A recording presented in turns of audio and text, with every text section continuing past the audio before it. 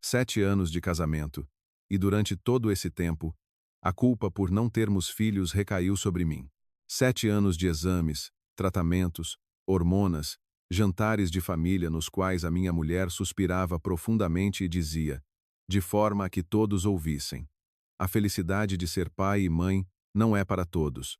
As pessoas olhavam para mim com pena, como se eu tivesse uma dívida para com ela e toda a sua família. Eu baixava os olhos, ficava em silêncio, e de cada vez, era como se pedisse desculpa por algo que não tinha cometido.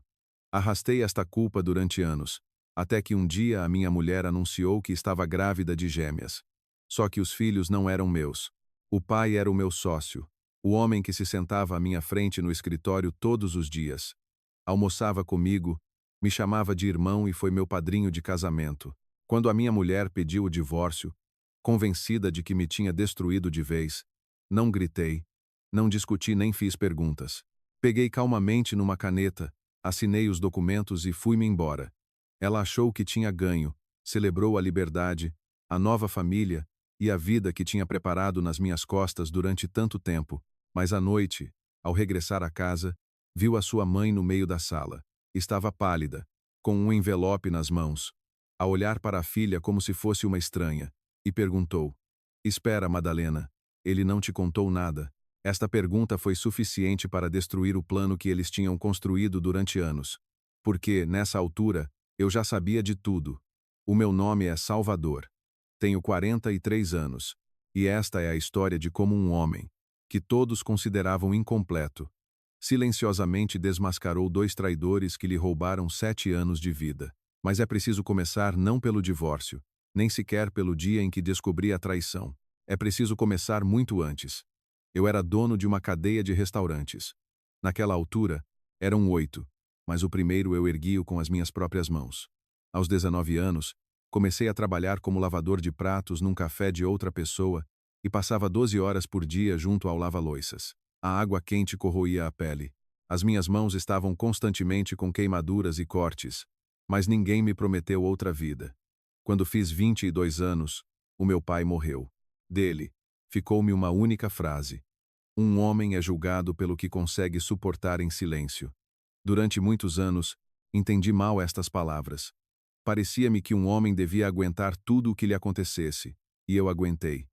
De lavador de pratos passei a ajudante de cozinheiro, depois a cozinheiro. À noite, aprendi a calcular despesas, a negociar com fornecedores, a entender as margens de lucro e a esticar cada cêntimo até a próxima compra. Aos 29 anos, abri o meu primeiro pequeno estabelecimento num espaço que ninguém queria. Gastei todas as minhas poupanças e um crédito bancário que quase não me deixava dormir. Nos primeiros 3 anos, trabalhava 18 horas por dia. Não tive juventude. Tive uma cozinha, o cheiro a óleo, queimaduras e o desejo de fazer com que o meu apelido significasse alguma coisa. Aos poucos, tudo deu certo. O primeiro restaurante começou a dar lucro, depois apareceu o segundo, e a seguir o terceiro. Aos 34 anos, tinha 5 estabelecimentos e cerca de 200 funcionários. Foi precisamente nessa altura que apareceram na minha vida 2 pessoas que mais tarde a mudariam completamente. Um eu considerava o meu melhor amigo, a outra, a mulher por quem valia a pena viver. O primeiro foi o Gonçalo. Conhecemo-nos num fórum regional de empresários. Ele era extrovertido, sabia falar, sorrir, negociar e ganhar a confiança das pessoas. Eu entendia bem de cozinha, números e gestão de pessoal, e ele de publicidade, contactos e negociações. O Gonçalo convenceu-me de que juntos poderíamos expandir a cadeia para além de uma só cidade. Vendi-lhe 30% da empresa, e durante vários anos isso pareceu-me uma das melhores decisões da minha vida. A cadeia cresceu para 8 restaurantes. O volume de negócios aumentou. Surgiram novos planos. Eu confiava totalmente no Gonçalo. Almoçávamos juntos quase todos os dias. Discutíamos o trabalho e assuntos pessoais. Mais tarde, ele foi o meu padrinho de casamento.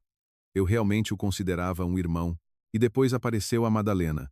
Conhecia numa gala de caridade, para a qual o Gonçalo me convenceu a ir. Agora, ao recordar isto, percebo a importância deste detalhe. Foi ele quem insistiu para que eu lá estivesse. Mas na altura não suspeitei de nada. Vi uma mulher bonita num vestido vermelho, que se ria das minhas piadas desajeitadas e olhava para mim como se estivesse interessada em mim, e não nos meus restaurantes e no meu dinheiro. A Madalena era 8 anos mais nova que eu. Sabia manter-se calma e confiante. Tocava-me levemente na mão durante a conversa e criava a sensação de que, para ela, não existia mais ninguém na sala. Nessa altura, a minha mãe já tinha falecido há 2 anos. Também não tinha irmãos. Toda a minha vida consistia em trabalho. Uma casa vazia e encontros raros com funcionários fora dos restaurantes. A Madalena apareceu precisamente quando eu sentia a solidão de forma mais aguda. Apaixonei-me rápida e perdidamente. Menos de 1 ano depois, pedi-a em casamento. Quando começamos a preparar os documentos para o casamento, foi ela própria quem insistiu num acordo pré-nupcial com separação total de bens. Não quero que ninguém diga que me casei contigo por dinheiro, disse ela com lágrimas nos olhos. Isso pareceu-me a prova da sua honestidade. Assinei o acordo sem hesitar um segundo, e durante muito tempo considerei-me o homem mais feliz do mundo. 7 anos depois, foi precisamente este documento, que a Madalena exigiu, que destruiu o seu próprio plano. Os primeiros 2 anos de casamento foram tranquilos. Viajamos, decoramos a casa, recebemos convidados. A Madalena deixou o trabalho e disse que queria dedicar-se à família. Em breve, decidimos ter um filho. No início, tudo parecia natural. Passou 1 mês, o segundo depois meio ano. Nada acontecia. A Madalena ficava triste de cada vez. Eu acalmava e dizia que era preciso esperar. Passou 1 ano, depois o segundo. Começaram as idas aos médicos. A Madalena ia a um ginecologista que ela dizia ser o melhor especialista da cidade. Depois de cada consulta, voltava com a mesma frase: "Comigo está tudo bem, Salvador. O médico diz que estou perfeitamente saudável." Depois disso, ela calava-se, olhava para mim com uma compaixão forçada e acrescentava: "Se calhar, também devias fazer exames." Fui à clínica que ela recomendou. Os resultados vinham sempre escritos de forma que não se conseguia perceber nada com clareza. Alguns indicadores eram chamados de instáveis, outros de baixos, mas ninguém me dava um diagnóstico claro. Receitaram-me vitaminas, injeções, tratamentos hormonais. Com eles, ganhei peso, cansava-me rapidamente e sentia-me cada vez pior. Cada nova análise era recebida da mesma forma pela Madalena. Ela não gritava nem fazia cenas. Apenas suspirava profundamente e dizia em voz baixa: "Outra vez tu, Salvador. Outra vez a culpa é tua." Eu acreditava. Acreditava nos médicos, acreditava na minha mulher, acreditava no homem que se dizia meu amigo. Na altura, ainda não sabia que a clínica tinha sido recomendada pelo Gonçalo, que nunca tinha visto nenhuma prova fidedigna da saúde da Madalena e que os medicamentos que eu tomava não me eram de todo necessários. Enquanto eu tentava tratar-me e me culpava, na minha casa já se preparava há muitos anos um plano que não deveria deixar quase nada da minha vida. Eu ainda tinha um longo caminho a percorrer até a verdade, e na altura continuava a sentir-me culpado. A humilhação mais pesada aconteceu no jantar de Natal na casa da minha sogra, a Dona Maria do Carmo. Ela era uma mulher séria, silenciosa, habituada mais a observar do que a falar. À longa mesa reuniu-se quase toda a família da Madalena. Tias, tios, primos e primas, os seus cônjuges e filhos. Mais de 20 pessoas. Metade das despesas da festa foram pagas por mim, como já tinha feito antes. Isso não me pesava. Não me restavam familiares próximos. E durante muitos anos, considerei a família da minha mulher como a minha própria família. Durante o jantar, uma das primas da Madalena anunciou que estava à espera do terceiro filho. Todos começaram a dar-lhe os parabéns. Eu também sorri e levantei o copo. Então, a Madalena levantou-se. "Quero fazer um brinde a ti", disse ela à prima.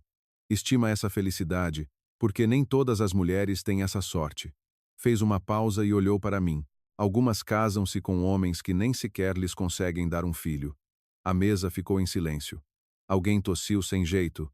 Uma das tias riu-se nervosamente.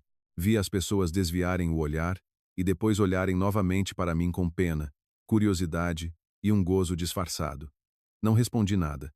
Pousei o copo e continuei a comer, embora já não sentisse o sabor. A caminho de casa, a Madalena comportou-se como se nada tivesse acontecido. Olhava pela janela, trauteava uma melodia qualquer, mexia no telemóvel. Estive muito tempo em silêncio, mas acabei por dizer: não devias ter dito aquilo à frente de todos. Ela tirou calmamente os brincos e guardou-os na mala. Não comece, Salvador. Fiquei magoado. E o que é que te ofendeu exatamente? Perguntou ela, sem olhar para mim. Eu não menti. Consegues dar-me um filho? Apertei o volante com mais força. A questão não é essa. Essas coisas não se discutem numa mesa com toda a gente. Se não fosse verdade, eu entenderia a tua ofensa. Mas é verdade. Por isso não te queixes quando alguém o diz em voz alta. Ela falava baixo, sem irritação. Era aí que residia a sua força. A Madalena quase nunca levantava a voz.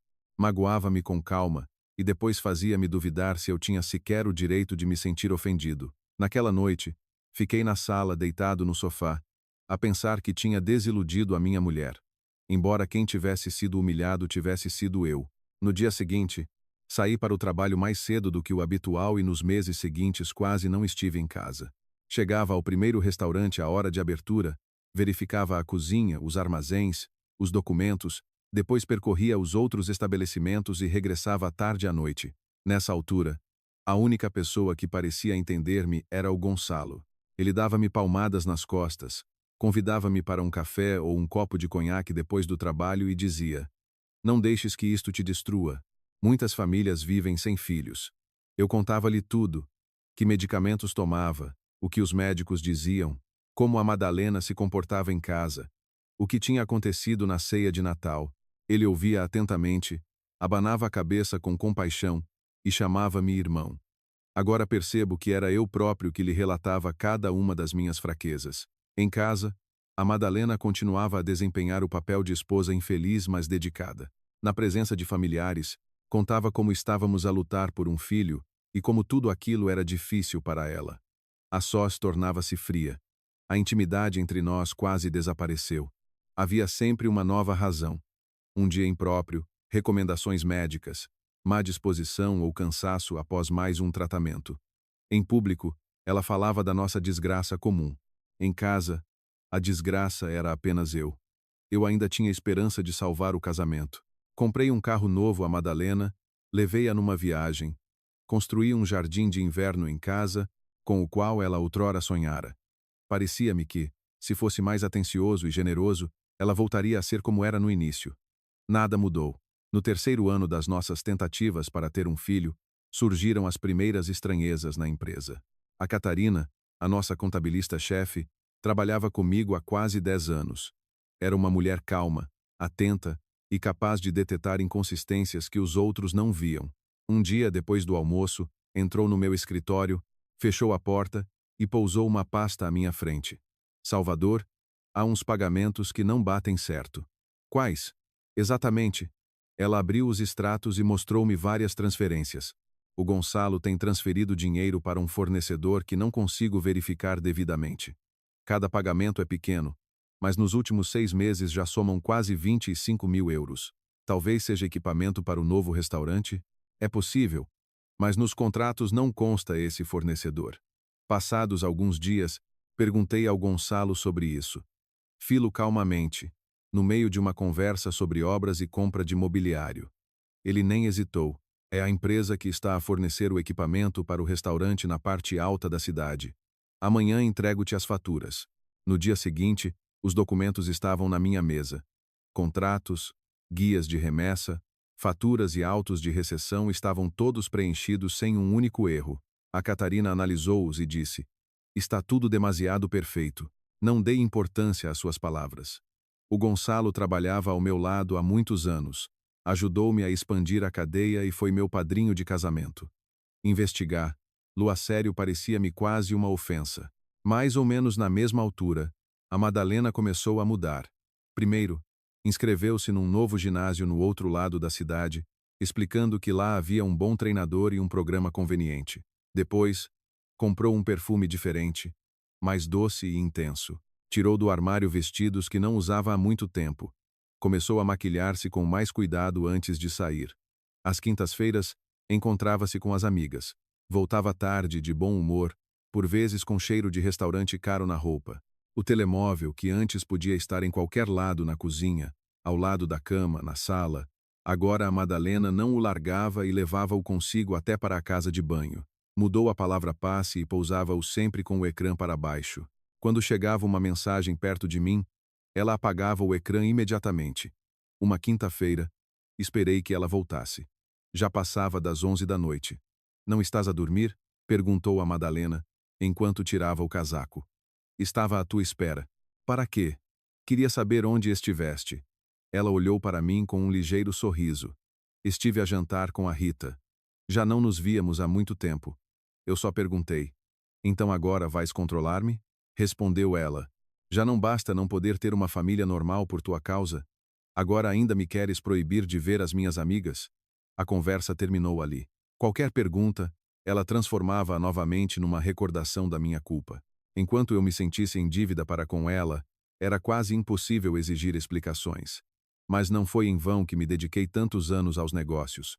Um homem que começa a lavar pratos e chega a gerir 8 restaurantes aprende, mais cedo ou mais tarde, a detectar não só erros em relatórios, mas também inconsistências no comportamento das pessoas.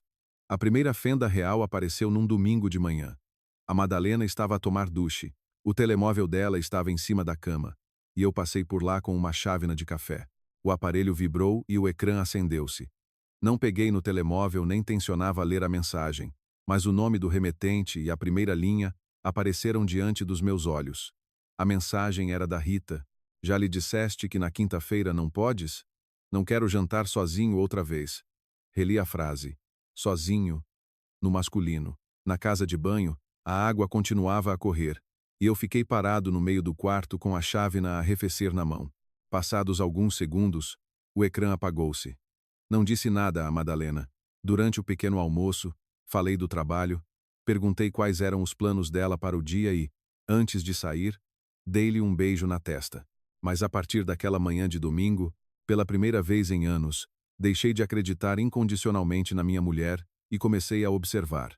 A partir daquele domingo, deixei de ser o marido que acredita em cada palavra e passei a ser o homem que observa atentamente o que se passa na sua própria casa. Não fiz uma cena. Se começasse a acusar a Madalena sem provas, ela choraria. Os seus familiares chamar-me-iam de ciumento e ingrato. E no final, o culpado seria novamente eu. Por isso decidi primeiro descobrir a verdade. A Madalena encontrava-se supostamente com a Rita quase todas as quintas-feiras. Na quinta-feira seguinte, quando a minha mulher saiu para mais um jantar, telefonei à sua amiga. O pretexto foi fácil de encontrar. O marido da Rita fornecia vinho aos meus restaurantes, e eu perguntei-lhe como iam os negócios. Ela respondeu de casa. Ao fundo, ouvia-se a televisão. As crianças faziam barulho. A Rita falava calmamente e sem pressa. Naquele momento, a minha mulher estaria supostamente sentada com ela num restaurante. Terminei a conversa e fiquei sozinho no escritório de casa. Sentia um frio e um vazio por dentro, mas ainda não tirei conclusões definitivas. Quando a Madalena regressou, contou-me em detalhe o que a Rita tinha pedido, sobre o que falaram e quem encontraram por acaso à entrada. Mentia com facilidade, confiança e com tantos pormenores como se tivesse realmente passado a noite inteira com a amiga. Eu ouvia e, pela primeira vez, percebi claramente que quase não conhecia a mulher com quem vivi durante 7 anos. Depois disto, muitos pequenos pormenores começaram a parecer diferentes. O telemóvel que ela virava sempre com o ecrã para baixo, as chamadas que se interrompiam quando eu aparecia, a lingerie nova que eu nunca lhe tinha visto, as idas ao ginásio, das quais regressava sem sinais de ter treinado. Há quanto tempo isto durava? Eu não sabia. Talvez alguns meses, ou talvez muito mais tempo, mas a prova principal não veio da Madalena, mas do Gonçalo. Na quarta-feira, estávamos sentados no escritório central a discutir a abertura do 9º restaurante. O Gonçalo ligou o telemóvel ao ecrã grande para mostrar as plantas do espaço e os cálculos, e depois saiu para atender uma chamada. O telemóvel ficou em cima da mesa. Passados alguns segundos, apareceu uma nova mensagem no ecrã. Já reservei tudo para quinta-feira. Não te preocupes, ele não suspeita de nada. A notificação desapareceu quase de imediato. O Gonçalo regressou, pegou no telemóvel e continuou a falar sobre a área da cozinha, o custo da remodelação e os prazos de abertura. Eu ouvia, tirava notas e até acenei com a cabeça algumas vezes. Naquele dia, Percebi que também era capaz de fingir. À noite, não fui para casa. Liguei a Madalena e disse que ia ficar para o inventário num dos restaurantes. Na verdade, estava sentado no escritório escuro, a olhar para a cadeira onde o Gonçalo se sentara durante quase 9 anos.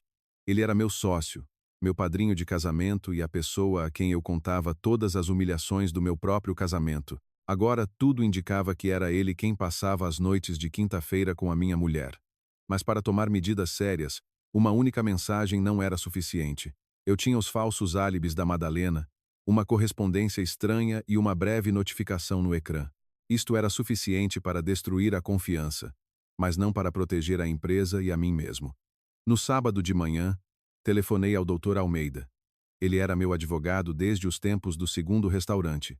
Um homem calmo, de cabelos brancos e poucas palavras, que nunca tomava decisões precipitadas. Encontramo-nos no seu escritório, sob o pretexto de discutir contratos. Contei-lhe sobre o comportamento da Madalena, a conversa com a Rita, as mensagens e as estranhas transferências do Gonçalo. O doutor Almeida ouviu, tirou os óculos e ficou em silêncio durante algum tempo. Lembra-te de uma coisa, Salvador, disse ele. Quem começa a gritar primeiro, na maioria das vezes, perde. Estás magoado agora e vais querer exigir explicações imediatamente. Não o faças. Primeiro vamos descobrir toda a verdade e depois decidiremos como agir. Ele recomendou-me um especialista em segurança econômica, que fazia investigações corporativas e podia legalmente recolher as informações necessárias. Foi-me difícil contratar alguém para vigiar a minha própria mulher. Antes de assinar o contrato, ele perguntou-me: "Tem a certeza de que quer saber tudo? Às vezes, as pessoas esperam que as suas suspeitas não se confirmem. Eu vivo com um sentimento de culpa há 7 anos", respondi. "Preciso de perceber se essa culpa é realmente minha." Os primeiros resultados surgiram algumas semanas depois. Todas as quintas-feiras, a Madalena ia ao mesmo restaurante no outro lado da cidade. Cerca de 20 minutos depois, o Gonçalo entrava. Nas fotografias, davam as mãos por cima da mesa. Depois do jantar, beijavam-se no parque de estacionamento de Custal, sem a agitação de pessoas que só recentemente começaram a encontrar-se. A julgar pelo comportamento deles, esta ligação já dura há muito tempo. Há muito tempo. Eu via as fotografias, uma após a outra, forçando-me a não desviar o olhar. Cada fotografia causava dor, mas ao mesmo tempo retirava de mim uma parte da falsa culpa. Restava a questão principal. Se a Madalena estava com outro homem há anos, por que continuava a viver comigo? Por que encenava o espetáculo com os médicos, os tratamentos e as lágrimas? Por que não se foi simplesmente embora? A resposta começou a ser encontrada pela Catarina. Uma manhã, ela entrou novamente no meu escritório com uma pasta. "As transferências do Gonçalo não pararam", disse ela. "Encontrei outro fornecedor que não existe. Em 2 anos, foram desviados cerca de 50 mil euros através de contas como estas." Ela pousou os documentos bancários à minha frente. "E ele também pediu uma avaliação completa do valor da empresa." "Vão vender a cadeia?" "Não." A Catarina ficou pálida. "Então, por que é que ele precisou de uma avaliação sem o seu conhecimento?" Foi nesse momento que tudo começou a fazer sentido. A traição era apenas uma parte do que estava a acontecer. O Gonçalo estava a desviar dinheiro, a apurar o valor do negócio e a agir em conjunto com a minha mulher. Talvez eu não fosse para eles apenas um marido traído. Eu era a fonte de dinheiro e o dono da empresa que eles planeavam tomar. Mas eu ainda não percebia até onde ia o plano deles. A resposta veio após um encontro casual com um velho amigo. O David cresceu comigo no mesmo bairro e trabalhava há muito tempo como médico noutra cidade. Há alguns meses, ele tinha vindo à inauguração do meu 8º restaurante. Nessa altura, olhou para mim atentamente e perguntou: "Estás a fazer algum tratamento? Estás muito inchado e com ar cansado." Eu ignorei, mas guardei as suas palavras. Agora, quando tudo o que era familiar à minha volta estava a desmoronar-se, telefonei-lhe e contei-lhe sobre os 7 anos de exames, resultados incompreensíveis e medicamentos hormonais. Ele ouviu e pediu: "Vem na sexta-feira. Traz todas as tuas análises e prescrições, não deixes nada em casa." Juntei uma pasta inteira de documentos e fui ter com ele, sem dizer nada a Madalena. Na clínica, tiraram-me sangue e fizeram-me um check-up completo. Enquanto os novos resultados não chegavam, O David passou várias horas a estudar os papéis antigos. Quando me chamou ao consultório, a sua expressão tinha mudado. Quem te prescreveu este tratamento? Uma clínica que a Madalena recomendou. Ele espalhou os documentos sobre a mesa. Estas são as análises de há 4 anos. Os valores não são ideais, mas estão dentro dos limites da normalidade. Com estes resultados, não te deviam ter prescrito estas hormonas. Ele pegou noutro papel, e estas dosagens podiam até diminuir a tua capacidade de ter filhos. Além disso, explicam os inchaços, o cansaço e a piora do teu estado de saúde. Fiquei muito tempo a olhar para os números, sem entender nada. O David disse-me diretamente: se os documentos são autênticos, não te estavam a tratar para a infertilidade. Estavam a dar-te medicamentos que podiam criar o problema ou agravar. Os novos resultados chegaram alguns dias depois. O David telefonou-me pessoalmente. Salvador, tu estás saudável. Os teus valores estão normais. Não vejo nenhuma razão médica para que não pudesses ter sido pai todos estes anos. Depois da conversa, fiquei muito tempo sentado sozinho. Durante 7 anos, considerei-me culpado. Aguentei repreensões, gozo e humilhações. Tomei medicamentos que me faziam pior e pedi desculpa à minha mulher por algo que não tinha. Agora, a culpa desapareceu. E em seu lugar surgiu outra pergunta. Se eu era saudável, por que é que a Madalena não engravidou em 7 anos? Uma semana depois, voltei a encontrar-me com o David. Ele já tinha pensado nisso. As razões podem ser muitas, disse ele, mas depois do que fizeram com as tuas análises, eu não acreditaria numa única palavra dela sem documentos. Alguma vez viste os resultados dos exames dela? Papéis verdadeiros da clínica, com o nome dela. Tentei lembrar-me. Em 7 anos, a Madalena nunca me mostrou uma única análise. Dizia sempre que o médico a considerava perfeitamente saudável, e eu não ousava pedir provas. Parecia-me que, com isso, a estaria a acusar. O acusado na nossa família, durante todo este tempo, fui apenas eu. Pouco tempo depois, a Dona Maria do Carmo interveio. Ela sofria de diabetes, e geralmente era eu que a levava aos exames e a buscar os medicamentos, porque a Madalena estava quase sempre ocupada. 2 semanas após a conversa com o David, estávamos sentados na farmácia do hospital. A Dona Maria do Carmo olhou para mim durante muito tempo e depois perguntou: Salvador, vais aguentar isto por muito mais tempo? O quê, exatamente? A minha filha, as suas provocações e este espetáculo de anos. Ela falava baixo, mas a sua voz tremeu. Ajudaste-me mais do que os meus próprios filhos, por isso não posso continuar calada. A Dona Maria do Carmo contou que, cerca de 1 ano após o nosso casamento, a Madalena foi operada. A minha mulher disse-me que tinha sido para remover o apêndice. A sogra cuidou dela durante alguns dias, trocou-lhe os pensos e percebeu imediatamente que a cicatriz não estava no sítio onde deveria estar após uma operação daquelas. Mais tarde, encontrou acidentalmente os documentos médicos. Era-lhe difícil ler os relatórios complexos, mas uma expressão ficou-lhe na memória. Lá estava escrito sobre laqueação de trompas, disse a Dona Maria do Carmo. A Madalena fez uma operação para nunca mais poder engravidar. Não consegui responder de imediato. Eu vi-te a tratar-te durante anos, continuou ela. A tomares medicamentos, a levares injeções, a pedires-lhe desculpa. Ela já sabia perfeitamente que vocês não teriam filhos. A funcionária da farmácia chamou o nosso número, mas não nos levantamos. A Dona Maria do Carmo agarrou-me firmemente na mão. E lembra-te de uma coisa. A minha filha não faz nada por acaso. Se ela chegou a este ponto, é porque esperava obter algo em troca. Descobre o quê?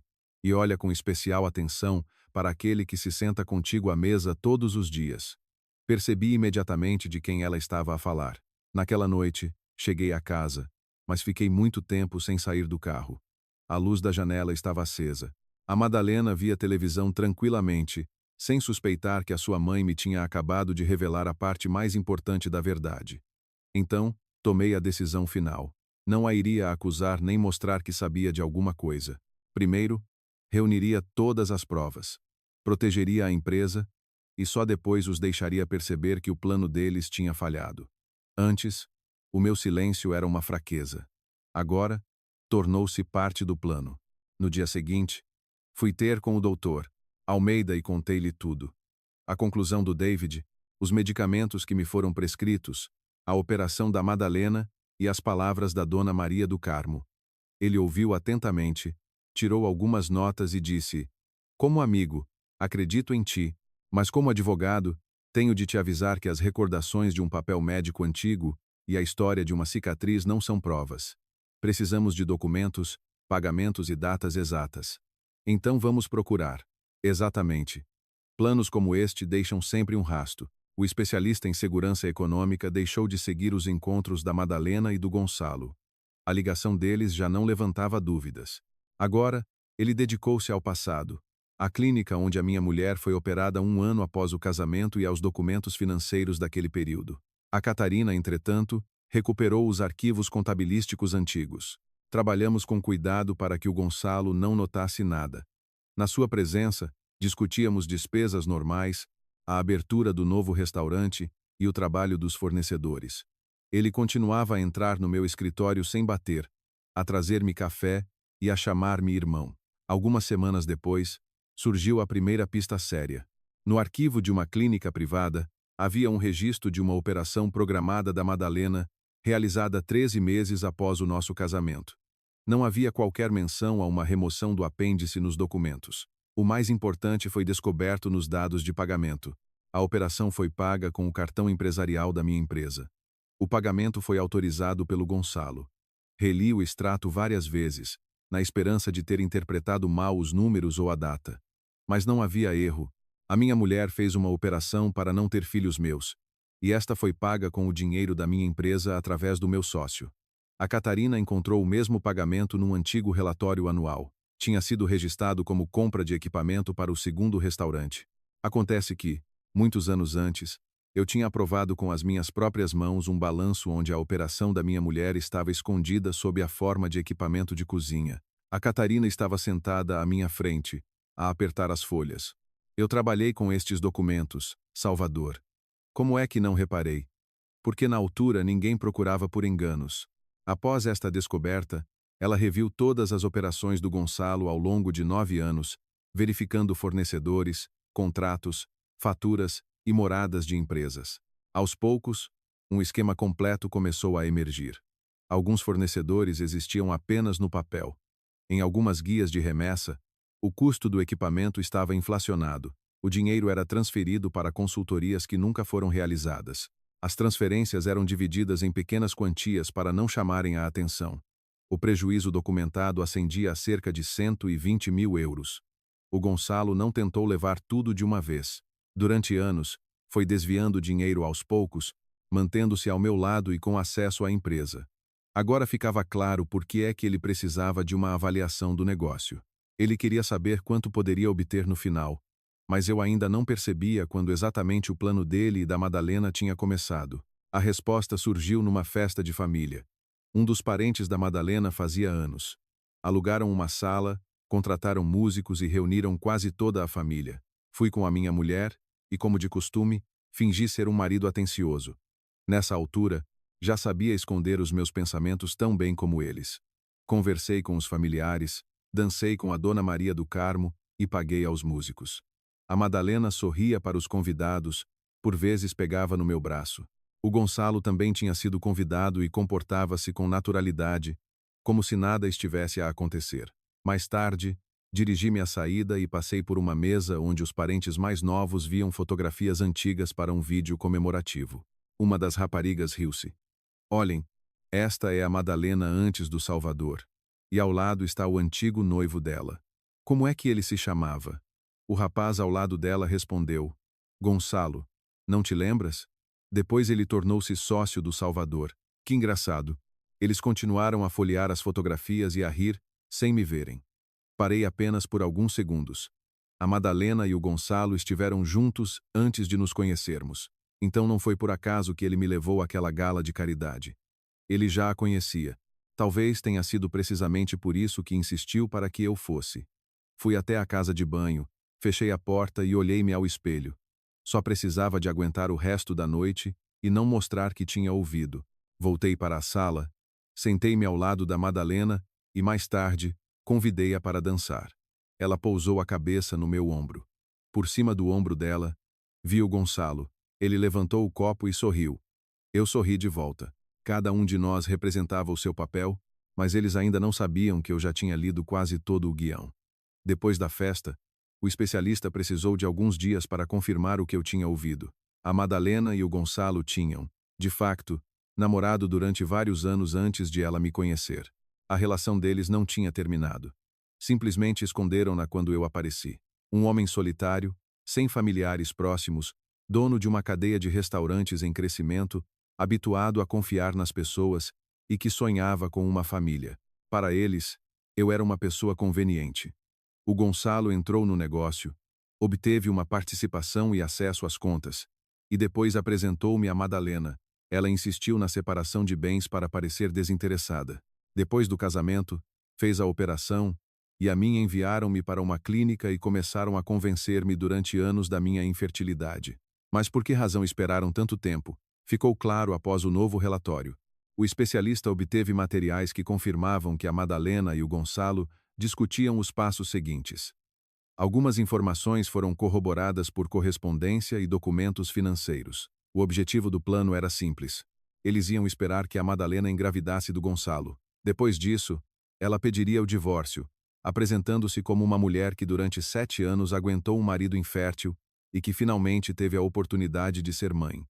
No meio do escândalo familiar, a Madalena contava exigir parte do patrimônio e do dinheiro da venda do negócio. O Gonçalo planeava juntar a isso a sua participação na empresa. Estavam convencidos de que eu, humilhado pela traição e pela minha suposta deficiência, não iria resistir. O doutor Almeida expôs os documentos à minha frente. Eles contam com metade do patrimônio familiar e os 30% do Gonçalo, mas não têm em conta o acordo pré-nupcial. Foi a própria Madalena que insistiu na separação total de bens. Tudo o que estava em teu nome e relacionado com a tua participação na empresa não se tornou automaticamente patrimônio comum. O documento com o qual ela outrora quis convencer-me da sua honestidade estava agora a atrapalhar o plano deles. Mas este erro não era suficiente. O Gonçalo ainda detinha 30% da sociedade e podia reivindicar parte do dinheiro em caso de venda. Primeiro, era preciso afastá-lo da empresa.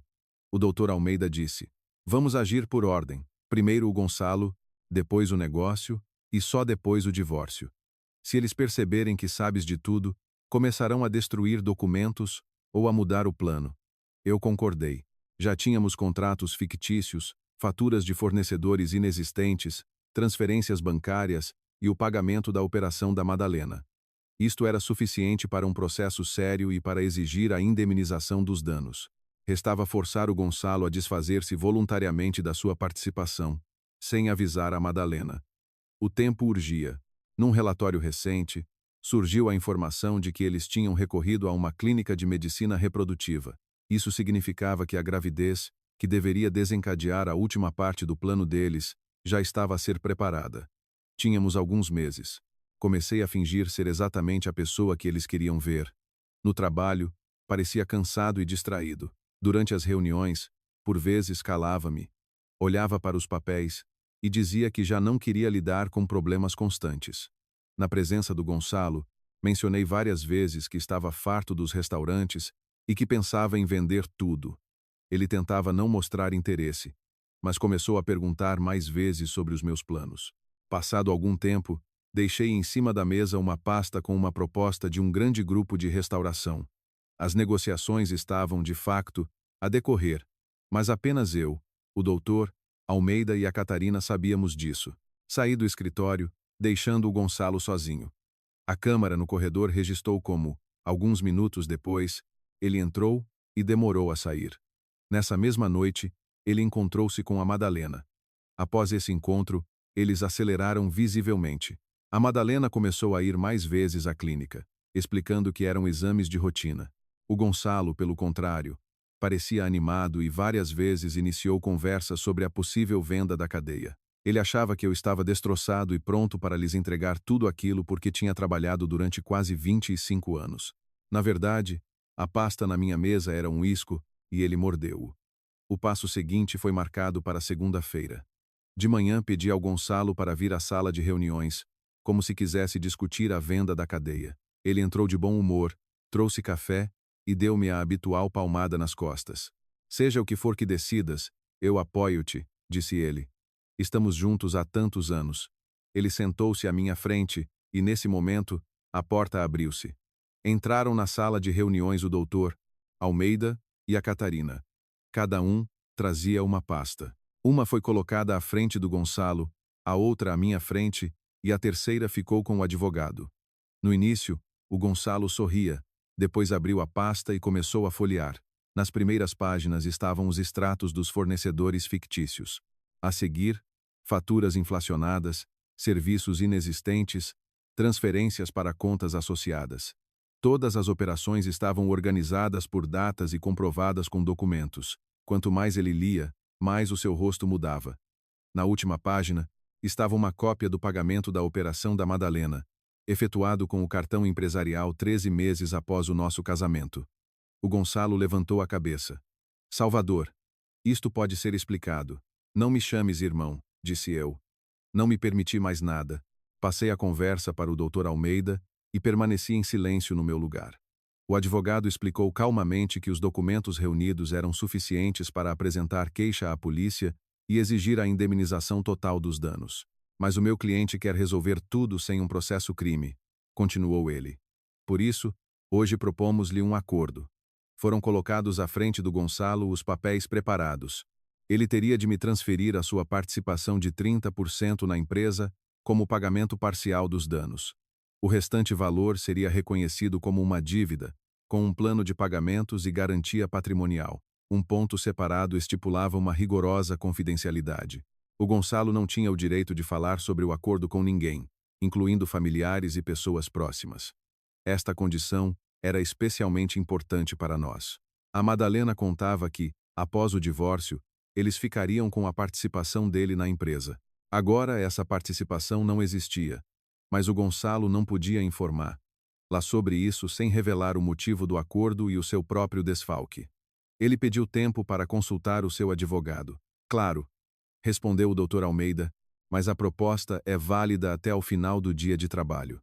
O Gonçalo saiu pálido e regressou ao final da tarde. O seu advogado, obviamente, confirmou que seria difícil contestar os documentos. O Gonçalo assinou a transferência da participação, o reconhecimento da dívida e o acordo de confidencialidade. A mão dele tremia. Ao terminar, pousou a caneta e, inesperadamente, estendeu-me a mão. Salvador, acredita, a história com a Madalena não foi ideia minha. Olhei para a mão dele, mas não lhe toquei. Vais continuar a encontrar-te com ela às quintas-feiras, disse eu. Vais sorrir e dizer que está tudo a correr como planeado, e de cada vez vais lembrar-te do que assinaste hoje. Ele retirou a mão. Leva as tuas coisas do escritório. Aos funcionários diremos que vendeste a tua participação e decidiste começar um negócio próprio. Nesse mesmo dia, o Gonçalo saiu do escritório com 2 caixas. Perante os funcionários, sorria e contava que há muito sonhava em começar um novo projeto. Eu fiquei na sala de reuniões com o Dr. Almeida e a Catarina. Não sentia vitória, apenas um alívio pesado. O homem em quem confiei durante quase 9 anos já não tinha qualquer relação com a empresa. À noite, em casa, a Madalena preparava chá e trauteava qualquer coisa. Como correu o dia? Perguntou ela. Resolvi um problema antigo na empresa. Ótimo, respondeu ela, e continuou com os seus afazeres. Ela não sabia que o Gonçalo já tinha perdido a sua participação e que o plano comum deles tinha perdido o seu principal pilar. 3 semanas depois, a empresa era novamente 100% minha. Depois disso, concluí as negociações com o grande grupo de restauração. O negócio estava a ser preparado há muito tempo e agora ninguém o podia impedir. Vendi os 8 restaurantes.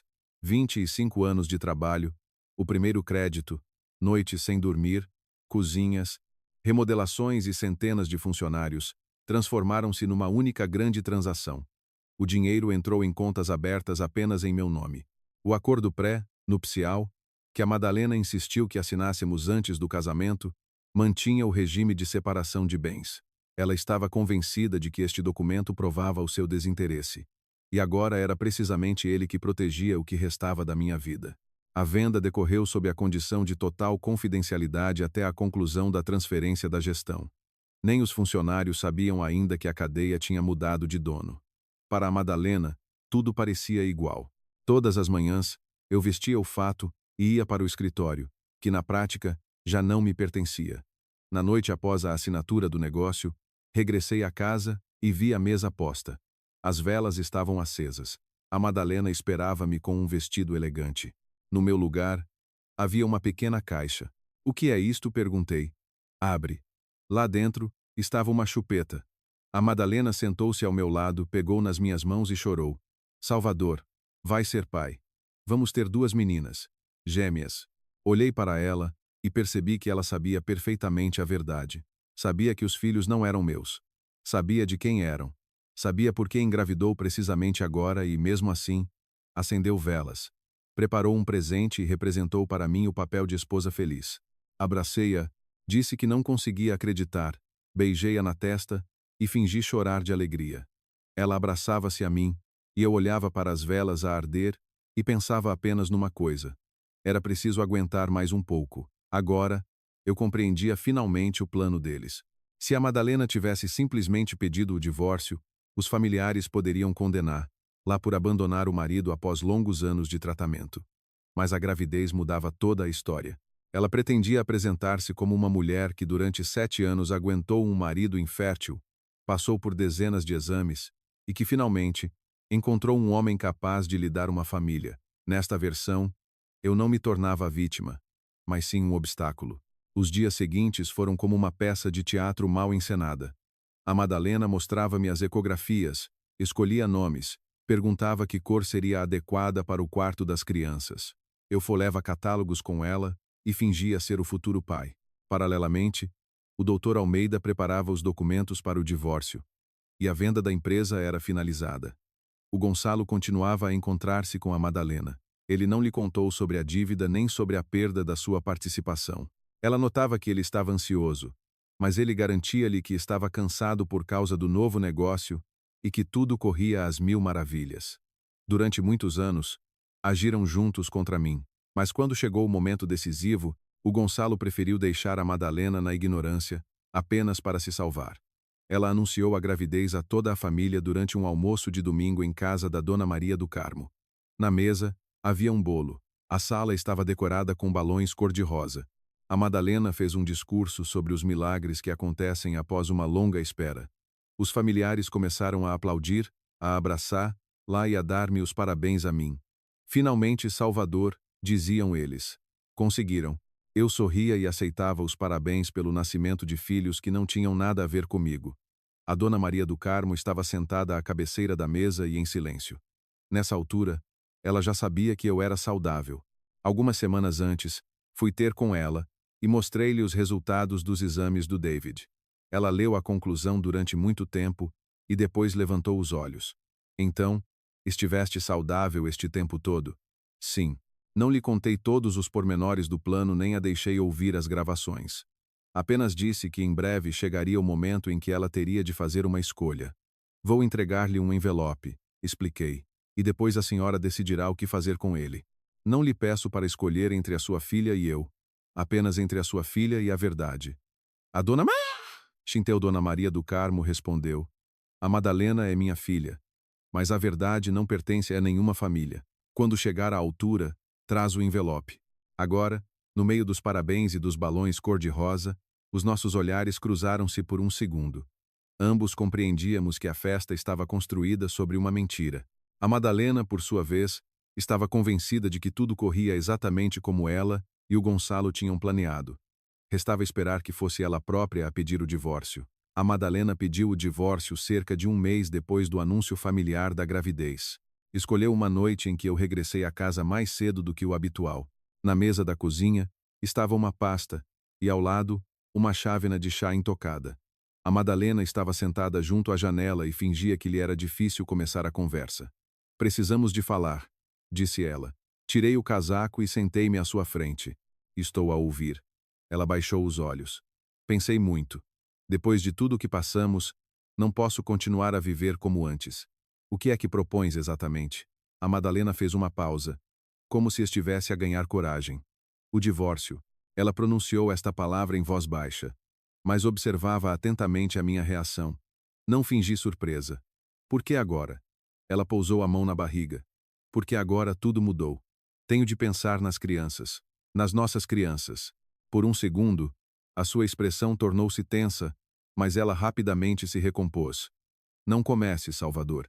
Tu próprio sabes o que eu tive de passar. 7 anos de médicos, esperas, desilusões. Já não quero viver no passado. E o milagre de que falaste a toda a família? Enganei-me, disse ela. Se calhar, ambos queríamos demasiado acreditar. Ela falava com cautela, tentando não mencionar o verdadeiro pai das crianças. Segundo o seu plano, a verdade deveria surgir mais tarde, quando os documentos estivessem assinados e ela se pudesse apresentar como vítima de um casamento infeliz. Olhei para a pasta. Aqui estão os papéis. Uma versão preliminar. O meu advogado preparou tudo. Ela empurrou os documentos na minha direção. O pedido continha as formulações habituais sobre a impossibilidade de continuação da vida em comum, mas a seguir vinha uma lista de exigências. A Madalena queria ficar com a casa onde vivíamos, receber uma grande quantia em dinheiro e uma parte do valor da cadeia de restaurantes. Contava também que eu pagasse as suas despesas até ao nascimento das crianças. Folheei as páginas calmamente. Achas isto justo? Dei 7 anos a este casamento, respondeu ela. Os melhores anos da minha vida. Abdiquei do meu trabalho, apoiei-te e fiz tratamentos. Tratamentos que ela nunca fez. E agora achas que tens direito à metade do negócio. Não à metade do negócio, mas à metade do que criamos durante o casamento. Fechei a pasta. Está bem, que os advogados tratem disso. A Madalena esperava claramente uma reação diferente. Talvez imaginasse que eu começaria a pedir-lhe para ficar, a fazer perguntas ou a confessar que já sabia da traição. Mas eu levantei-me e fui para o escritório. No dia seguinte, levei os documentos ao Dr. Almeida. Ele analisou as exigências e sorriu. Ou ela não leu o acordo pré-nupcial, ou está com... Provavelmente a segunda opção. A casa está em teu nome e foi comprada com os teus fundos pessoais. A empresa foi criada antes do casamento, e após a recuperação da participação e a venda da cadeia, o dinheiro entrou nas tuas contas pessoais. Pelo acordo, ela não pode exigir metade, mas pode tentar criar problemas. Tentar pode. Por isso, não explicamos nada antecipadamente. Que ela assine o divórcio na forma que ela própria propôs, sem o reconhecimento do direito à empresa. O doutor Almeida preparou a resposta. Eu concordava com a dissolução do casamento, não contestava os bens pessoais da Madalena e estava disposto a transferir-lhe o carro que ela usava. Todas as outras reivindicações patrimoniais teriam de ser analisadas separadamente e apenas com base no acordo pré-nupcial. Alguns dias depois, a Madalena recebeu os papéis. À noite, ela entrou no meu escritório com uma expressão descontente. Por que é que não concordaste com a casa? Porque me pertence. Vivemos lá 7 anos. Isso não muda nada. E o dinheiro dos restaurantes? Os advogados tratarão disso. Ela olhou para mim durante alguns segundos, tentando perceber se eu estava realmente tão calmo ou apenas a fingir. Não quero uma guerra, Salvador. Eu também não. Então, por que complicar tudo? Não estou a complicar nada. Pediste o divórcio. Eu concordei. Esta resposta não a satisfez. Ela esperava que a palavra divórcio me fizesse ceder tudo imediatamente. Nas semanas seguintes, a Madalena agiu em 2 frentes. Em casa, fingia ser uma mulher grávida e cansada que queria uma separação pacífica. Perante os familiares, ia criando gradualmente uma outra versão dos acontecimentos. As tias e os primos começaram a ligar-me. Salvador, não se pode resolver tudo a bem? A Madalena esteve ao teu lado tantos anos, agora vai ter de criar os filhos sozinha. A nenhum deles ela disse ainda que os filhos eram do Gonçalo. Dizia apenas que o nosso casamento tinha acabado há muito tempo e que eu me recusava a apoiar, lá no momento mais difícil. Eu não me justificava, a Dona Maria do Carmo também ouvia estas conversas, mas mantinha-se em silêncio. Tínhamos combinado que ela não interviria antes do tempo. O Gonçalo continuava a encontrar-se com a Madalena. O especialista informou que agora eles quase não falavam de amor ou da futura família. As conversas deles giravam cada vez mais em torno de dinheiro. A Madalena exigia que ele descobrisse quando seria a venda dos restaurantes. O Gonçalo respondia de forma evasiva, porque não podia admitir que a empresa já tinha sido vendida e que a sua participação há muito me tinha sido transferida. Um dia, ela perguntou-lhe diretamente: Tu mantiveste os teus 30%. Não foi? Ele não respondeu de imediato. Claro. Então, por que não mostras nada? Porque agora está tudo a ser formalizado. O Salvador está a demorar com a venda. O Gonçalo continuava a mentir-lhe, embora soubesse que o desfecho estava próximo. Uma semana depois, a Madalena informou-me de que queria uma reunião no escritório do seu advogado. É preciso resolver tudo antes do nascimento das crianças, disse ela. Não quero ter de lidar com tribunais depois. Está bem. Na reunião estávamos eu e o doutor Almeida, a Madalena e o seu advogado. O Gonçalo não estava lá. Oficialmente, ele ainda não tinha nada a ver com o nosso divórcio. A Madalena parecia confiante, pousou o telemóvel à sua frente, uma pasta com documentos e sublinhou várias vezes que queria resolver a questão de forma pacífica. O seu advogado começou com as reivindicações patrimoniais. O doutor Almeida pediu para ver a base na qual a Madalena reivindicava uma participação na empresa. O advogado referiu-se ao crescimento do valor do negócio durante o casamento. O doutor Almeida pousou na mesa uma cópia do acordo pré-nupcial. Aqui está estabelecido o regime de separação de bens para todo o patrimônio dos cônjuges, incluindo os rendimentos de atividades empresariais, participações em sociedades e os fundos provenientes da sua venda. A Madalena franziu o sobrolho. Isso não se pode aplicar a tudo. Aplica-se, respondeu o advogado dela, após um breve exame do documento. Mas eu fui mulher dele durante 7 anos.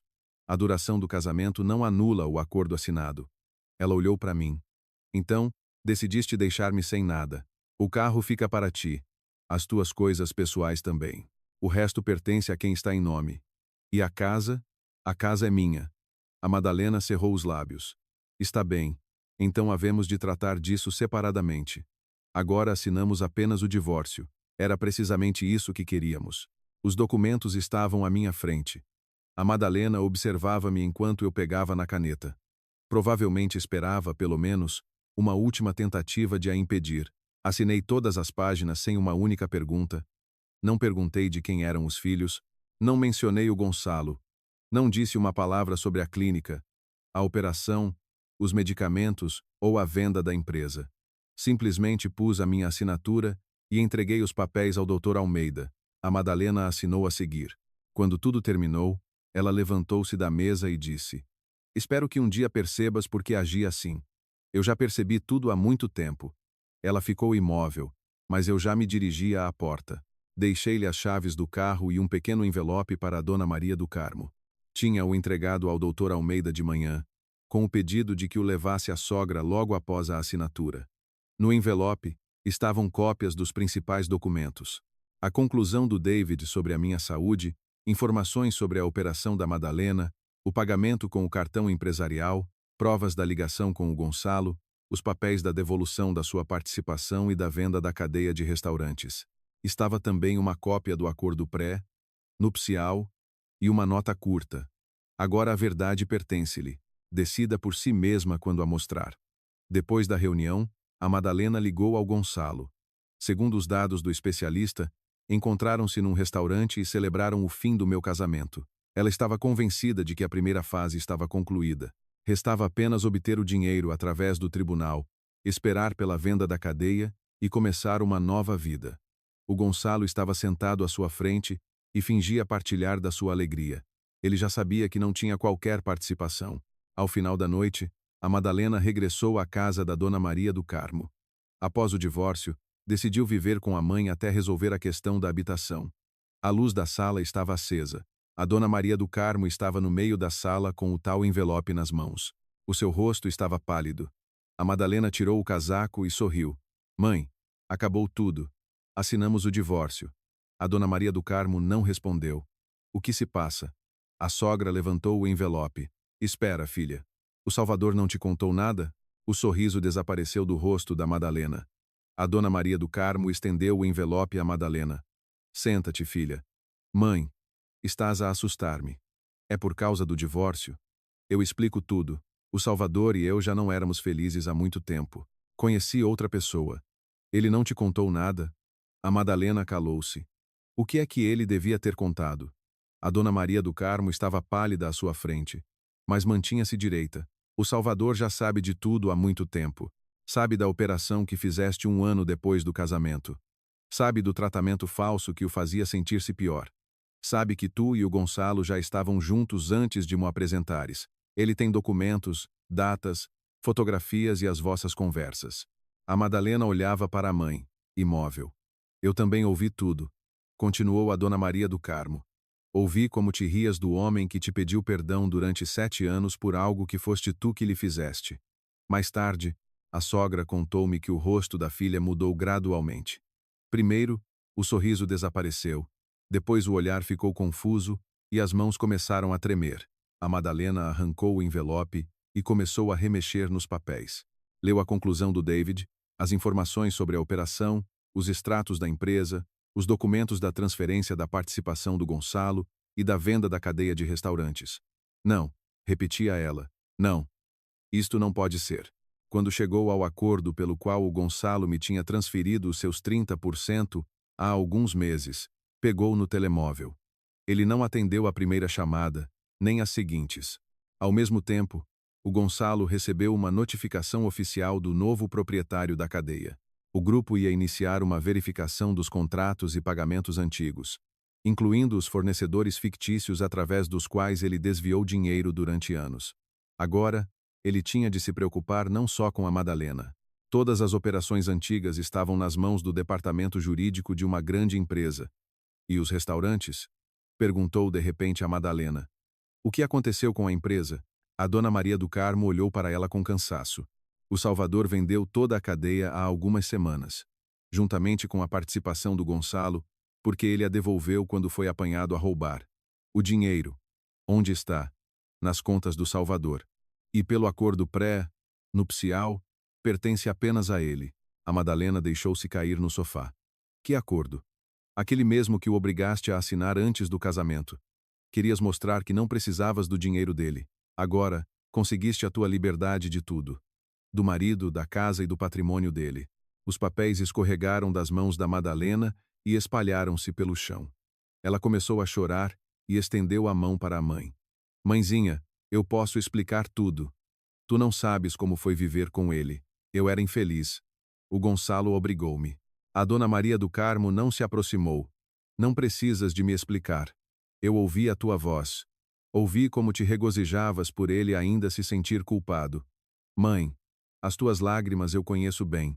Foi com elas que convenceste o Salvador a assinar o acordo pré-nupcial. Agora, guarda-as para o pai dos teus filhos. Ele ainda não te contou que ficou sem a participação, com dívidas e com o patrimônio hipotecado. A Dona Maria do Carmo pegou na mala e dirigiu-se à porta. Onde vê? Para longe desta mentira. Ela deixou a filha sozinha no meio dos documentos espalhados. Naquela noite, eu estava longe da cidade.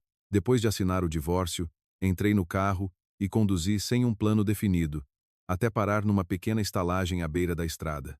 O telemóvel começou a tocar perto da meia-noite. A Madalena ligou-me 14 vezes. Depois, seguiram-se mensagens de voz, uma após a outra. Não as ouvi. Desliguei o som e fui dormir. De manhã, ouvi a última mensagem. A voz da Madalena já não era suplicante.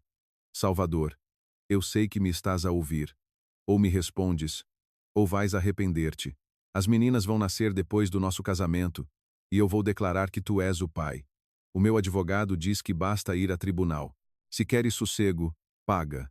Caso contrário, vais passar anos a provar que estas crianças não são tuas e a pagar a pensão de alimentos delas.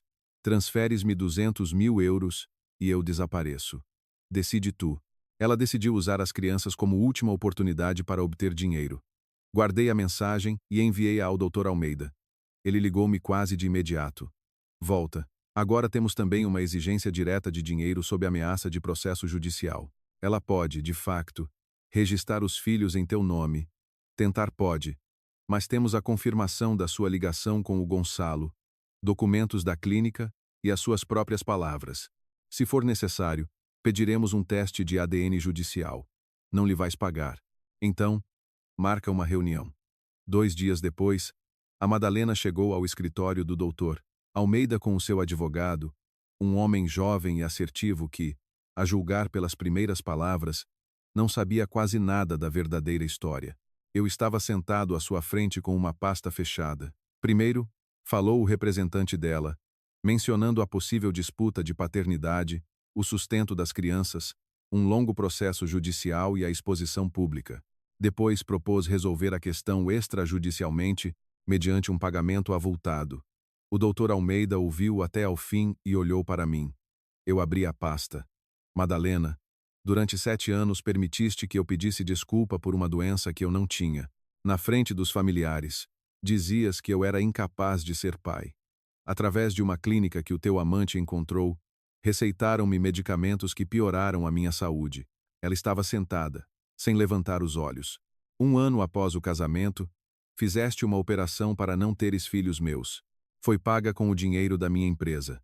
Depois, tu e o Gonçalo decidiram esperar pela gravidez, pedir o divórcio e ficar com o negócio. Salvador, não foi bem assim. Foi exatamente assim. O advogado dela tentou intervir. Mas o doutor Almeida impediu e espalhou os documentos sobre a mesa. Primeiro, os resultados do meu exame independente. Depois, as informações sobre a operação da Madalena, o pagamento com o cartão empresarial, os extratos contabilísticos, o acordo de transferência da participação do Gonçalo e os materiais que comprovavam a verdadeira paternidade das futuras crianças. Por último, ele reproduziu a mensagem de voz com a exigência de dinheiro. O advogado da Madalena ficou visivelmente pálido. A sua cliente contou-lhe tudo isto antes da reunião? Perguntou o doutor Almeida. Pela sua expressão, era evidente que não. Ele pediu alguns minutos e saiu com a Madalena para o corredor. Através da porta de vidro, viam-se as suas silhuetas. O advogado falava de forma ríspida. A Madalena, no início, discutiu. Depois calou-se. Quando regressaram, o seu representante sentou-se e disse: a minha cliente desiste de todas as reivindicações patrimoniais. Não haverá quaisquer pretensões relativas ao sustento das crianças ou ao estabelecimento da paternidade em relação ao Salvador. O doutor Almeida entregou-lhe uma declaração preparada. O advogado leu-a e deu a caneta à Madalena. Ela assinou. Ao levantar-se, a Madalena demorou-se junto a mim. Tu sabes que no início eu te amava, não sabes?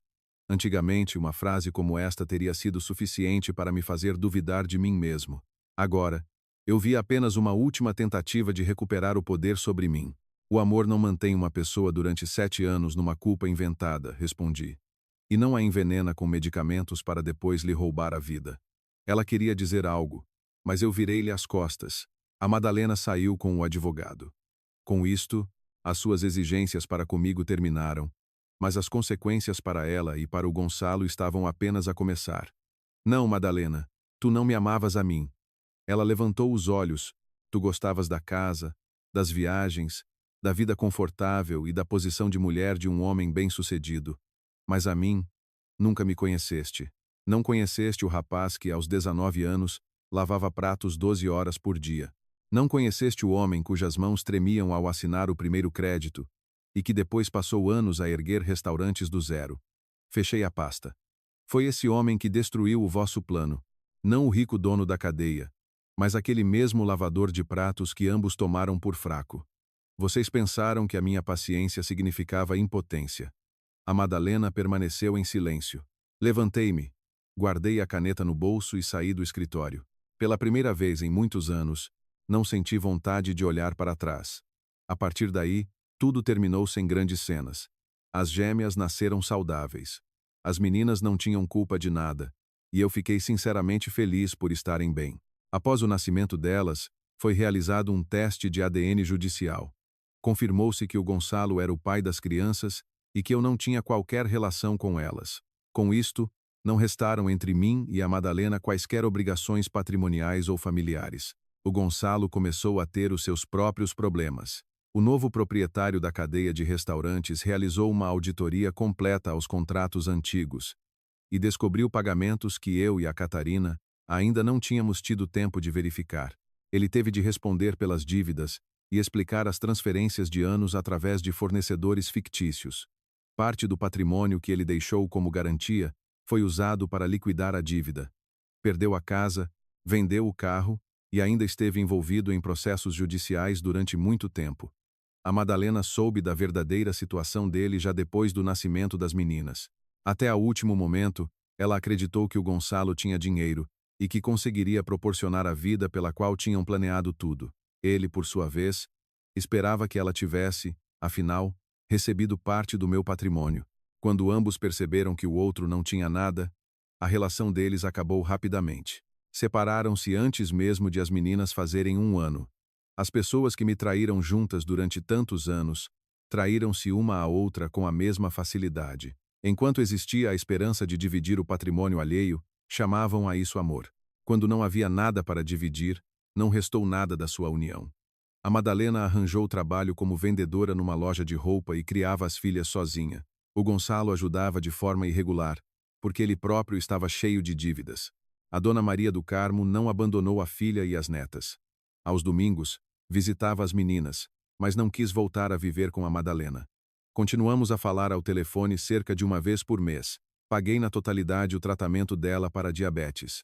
Ela tentava sempre agradecer-me, e eu pedia-lhe para não falar mais nisso. A Dona Maria do Carmo fez muito mais por mim. Foi a primeira a dizer em voz alta que o problema podia não ser meu.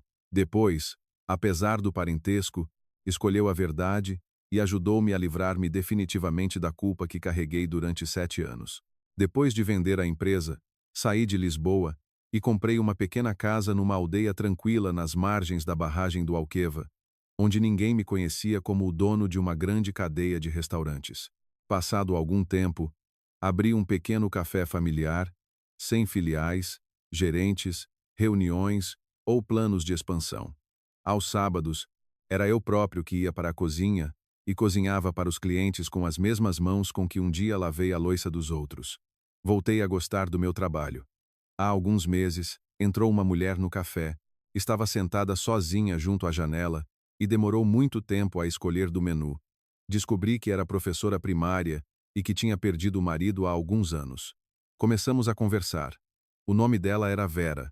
Sorria muitas vezes e não sabia nada do meu dinheiro, da minha antiga empresa ou do meu divórcio ruidoso. Não tivemos pressa. Na minha idade, já não são precisas belas promessas nem declarações apaixonadas. É muito mais importante quando se está tranquilo ao lado de alguém, quando não é preciso adivinhar onde está a verdade e ter medo de fazer uma pergunta simples. Uma noite, fechei o café, saí para a rua e fiquei muito tempo a olhar para a água. Da janela aberta vinha o cheiro a pão fresco. Lá dentro, a Vera ajudava a levantar a louça das mesas. Então, lembrei-me das palavras do meu pai. Um homem é julgado pelo que consegue suportar em silêncio. Agora, eu entendia-as de outra forma. A força não está em aguentar infinitamente a crueldade alheia. Às vezes, a força reside em ver calmamente a verdade, proteger-se e ir embora, não permitindo que destruam o que resta da sua vida. Durante 7 anos, carreguei uma culpa que não é minha, porque tive medo de perguntar, de verificar e de duvidar das pessoas que amava. Nunca mais cometi esse erro. Perdi um casamento, um amigo e o negócio ao qual dediquei quase 1/4 de século. Mas em troca recebi algo que não tinha há muito tempo: tranquilidade, liberdade e a certeza de que nunca houve nada de errado comigo. Naquela noite, voltei ao café, apaguei a luz na cozinha e fechei a porta. A Vera esperava-me junto ao carro. Fomos para casa a pé, ao longo da margem, sem pressa e quase sem falar. E pela primeira vez em muitos anos, o silêncio ao lado de outra pessoa não me causava dor. Se gostou desta história, partilha com quem possa apreciar uma narrativa sobre resiliência e a busca pela verdade.